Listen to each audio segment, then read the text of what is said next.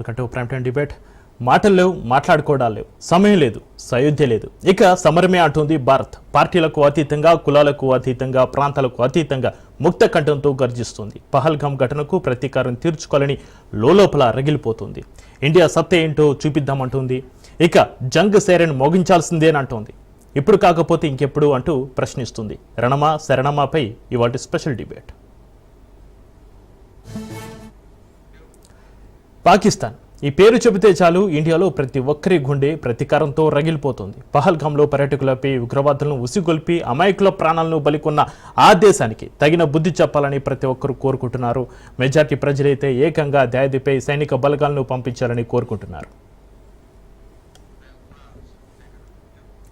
Line of control సరే, పీఓకేను స్వాధీనం చేసుకునే సమయం ఆసనమైందా అంటే అవునని అంటున్నారు కేంద్ర పెద్దలు. తాము కొట్టబోయే దెబ్బకు పాకిస్తాన్ ఉగ్రభూతం వదలడం ఖాయమంటున్నారు. దయాది పాలకుల వెన్నులు వణుకు పుట్టాలి, పీఓకేను స్వాధీనం చేసుకోవాలంటూ యుద్ధ గర్జన కోసం నిరీక్షిస్తుంది మోడీ సర్కార్. కవింపు చర్యలకు ధీటుగా సమాధానం ఇచ్చేందుకు పాక్ను దోచుకొని నిలబెట్టేందుకు సన్నద్ధమవుతోంది.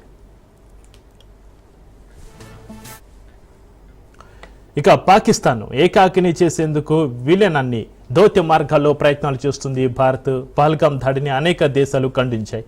ఉగ్రవాదాన్ని నిర్మూలించేందుకు మనకు మద్దతు ప్రకటించాయి. ఇప్పటికే దౌత్యపరమైన దెబ్బ కొట్టింది నరేంద్ర మోడీ ప్రభుత్వం. అయితే ఆ ప్రభావం పాక్పై కనిపించేందుకు కొంచెం సమయం పట్టొచ్చు. 28 మంది ప్రాణాలు తీసిన ఉగ్రముఖులపై ప్రతీకారం తీర్చేందుకు భద్రతా దళాలు ఎదురు చూస్తున్నాయి.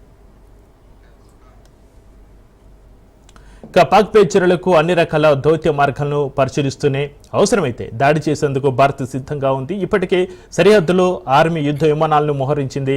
ఫైటర్ జెట్లతో భారత వాయుసేన రెడీగా ఉంది. సర్కార్ గ్రీన్ సిగ్నల్ కోసం ఎదురు చూస్తుంది. సర్జికల్ స్ట్రైక్ పై భిన్నాభిప్రాయాలు ఉన్నాయి. గతంలో చేసిన పాక్ బుద్ధి రాకపోగా వరుసగా దాడులకు పాల్పడుతుంది. అందుకే పాక్ మిలిటరీపైనే నేరుగా దాడులు చేసి ఉగ్రవాదుల్ని ప్రేరేపించకుండా కట్టడి చేయాలనే అభిప్రాయం వ్యక్తమవుతోంది.